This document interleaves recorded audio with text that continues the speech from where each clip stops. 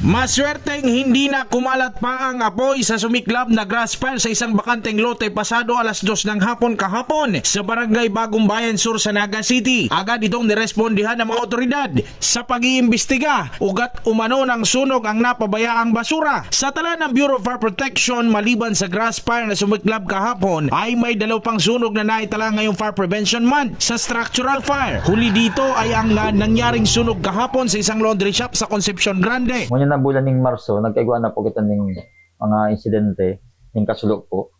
Ang inot po itong although may mga rubbish fire kita, pero dahil naman po yan opo. Duman lang po kita sa sa mga structural na ang saro po nga itong involved duman sa may San Francisco, itong pawn shop na pinunan po gato ang itong gas leak ninda.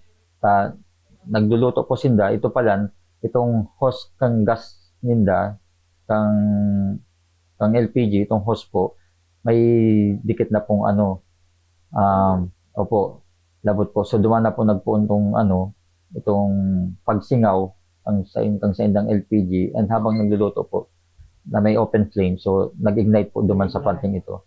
Although po fire out upon arrival man po ang sa tuyang mga personnel ang pag-responde. Sa kabila ng patuloy na kampanya ng Bureau of Fire Protection na maiwasan ang sunog, lalo sa panahon ng tag-init kung saan inaasahan ang pagdami ng insidente ng sunog, paalala ng BFP. Siguraduhan ta po na mga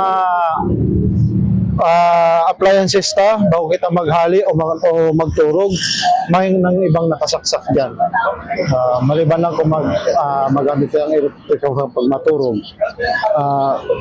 Saro pa, from time to time, pag taga-chikon to itong mga wirings kung okay pa siya. Sabi ko, pag haloy ng mapirang taon na, minsan nagde-deteriorate na ng mga linya ng kuryente. Panahon na po ng Marso, mainit na po ang panahon. Ang sa tuwing mga grasses igdiyo, naaalang na po iyan. So, kung pwede po, dahil na po kita mag-phone kang itong sa tuwing pagluon-luon, na bawal nga na yan sa Clean Air Act. Once po mag-phone kita kayan, dire-diretso na po yan kung yaon yan sa pagpalibot kayan mga alang na mga duot man, dire-diretso na po yan, data na po yan makukontrol. Kaya yan nangyayari ng rubbish fire. Jan Amador, CSN.